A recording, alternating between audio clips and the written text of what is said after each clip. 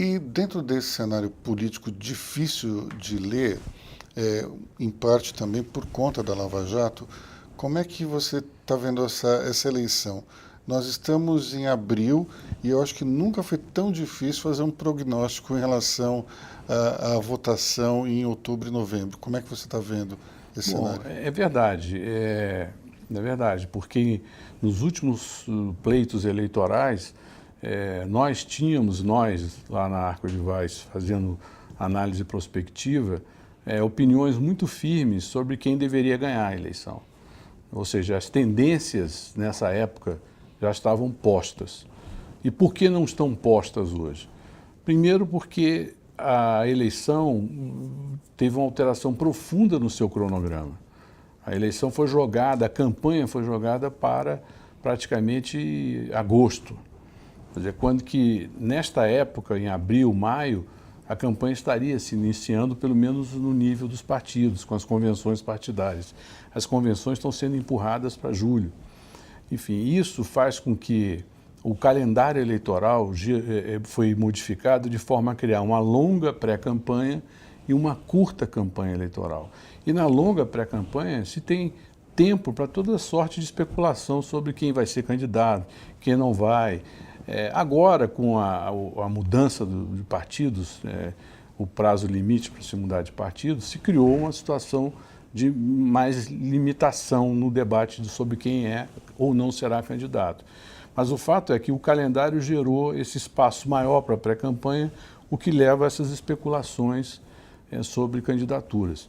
E hoje, para piorar ou agravar esse cenário de dúvida, tem o fato de ter o centro sem um candidato natural e a esquerda sem um candidato natural também. Quer dizer, os dois maiores blocos políticos eleitorais do Brasil não têm, de verdade, um candidato natural. Em 1981, quando você começou a trabalhar em Brasília, havia até uma certa, como é que eu posso dizer isso? Certa vergonha por parte das pessoas que defendiam o capitalismo de se dizerem de direita. De uma certa forma, isso durou durante muito tempo. Eu lembro até de uma entrevista de alguns anos atrás do Delfim Neto, no qual ele se dizia um político de centro. Mas recentemente essa vergonha se dissipou e dá para ver vários políticos abraçando o capitalismo e fazendo uma campanha até de defesa dos ideais de direita, do capitalismo e do liberalismo. Você acha que esses candidatos, diante do cenário brasileiro, o cenário político do país, têm chance de ganhar? Olha, o Brasil não é um país de direita, né? Tampouco é um país de esquerda. O Brasil é um país que gosta do Estado forte, do Estado paternalista, do Estado que emprega, que financia. Afinal de contas, mais da metade do sistema financeiro nacional é controlado pelo governo. Então, o Brasil é um país que não tem uma alma capitalista, né? E tampouco tem uma alma liberal. O brasileiro é muito autoritário e personalista. Então, ele acredita na autoridade. Por isso, a gente vê o PT e a esquerda resistindo ao debacle do Lula, porque eles não têm uma alternativa institucional. Eles vivem em torno de um líder personalista. Então, eu vejo essas duas características muito presentes na nossa sociedade. Agora, nos anos 80, existia uma vergonha de ser de direita por causa do regime militar.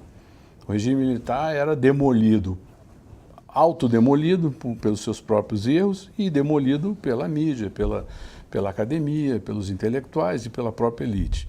Então, ser de direita era basicamente apoiar o regime militar que estava sendo execrado.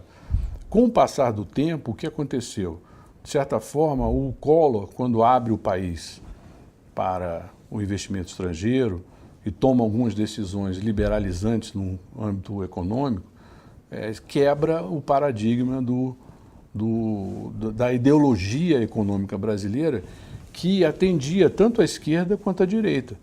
Eu me lembro que o Lula elogiava o governo Geisel porque criou um monte de empresas estatais, foi bastante intervencionista. Então, No fundo, o debate ideológico era secundário ao debate econômico, que é um debate de empresas estatais, intervenção na economia, sistema financeiro privado. Então, o debate ideológico de ser de direita ou ser de esquerda, frente a essa realidade, era menor. Com a abertura econômica do país, aí ficou mais fácil assumir.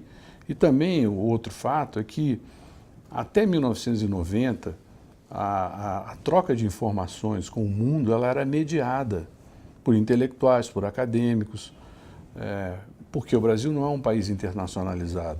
Não são muitos brasileiros que viajam para o exterior, nem são muitos estrangeiros que vêm ao Brasil. Com o advento da internet, o fluxo de informação ficou muito intenso.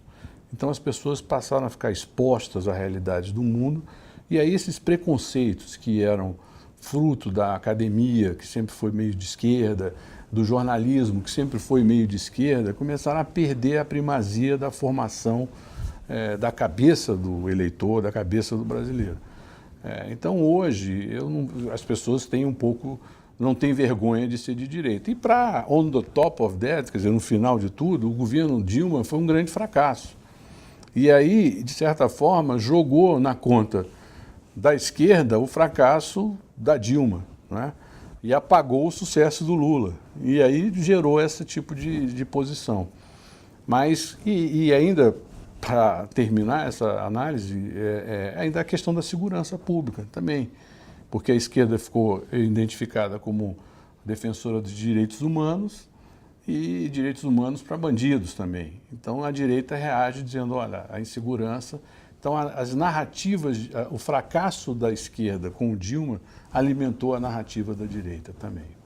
Dentro desse cenário no qual a esquerda sai como um bloco perdedor em função desse fracasso de Dilma, nós podemos descartar totalmente um candidato de esquerda no segundo turno ou não? Não podemos, porque se a esquerda como ideia no Brasil é frágil, a esquerda como narrativa no Brasil é muito forte.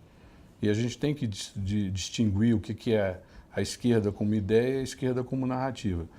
Porque a esquerda como ideia nunca foi profundamente debatida, porque a realidade por si só já justificava a narrativa de esquerda. O Brasil é um país de desigualdade, o Brasil é um país racista, é um país de violência contra os pobres, é um país onde tem muitos miseráveis. Então, toda a nossa realidade era praticamente sancionadora de uma narrativa de esquerda. A gente não precisava estudar Marx, Lenin, Gramsci para entender que a solução seria distributiva, intervencionista, um Estado forte, tomar dinheiro dos ricos,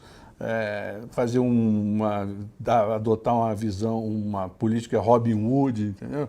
Isso era muito evidente por causa da nossa realidade. E, até hoje, essa narrativa ainda existe. Ela existe, sim. E que justifica a popularidade do Lula ser muito alta. Agora, por outro lado, o que as pessoas não estão percebendo é que existe um outro eleitor, que é majoritário, que defende, por exemplo, a Operação Lava Jato. E que defende também a intervenção federal no Rio. Quer dizer, a maioria dos eleitores no Brasil são mais law and order do que parece. Agora, eu não descarto inteiramente uma derrota da esquerda, apesar de achar difícil, tanto pela fragilidade do Lula e a divisão em várias candidaturas, por causa desse software residente da nossa sociedade de gostar da narrativa do coitadinho, da narrativa do prejudicado, né? E que, infelizmente, ela às vezes é vendida sem grandes reflexões. Ou seja, é um software no qual o coitadinho, o prejudicado, os movimentos sociais, intervencionismo do Estado, tudo isso está girando dentro de uma plataforma na qual o capitalismo é um sistema econômico, é isso? Perverso e que impede a distribuição. Agora, nunca ninguém refletiu seriamente que todas as grandes soluções de esquerda no mundo, principalmente nos países grandes, resultaram em perseguições, em assassinatos, em fome, em crueldades, em restrição ao direito de ir e vir, a restrição ao direito de propriedade, a inexistência de crédito, a inexistência de oferta de produtos. Quer dizer, toda a tragédia da esquerda no mundo nunca chegou ao Brasil, porque ela foi filtrada para que na implementação ou na interpretação da nossa realidade ela fosse autojustificável pelo nosso fracasso como um país escravocrata, colonial, oligarca e tudo mais de defeitos que ainda temos.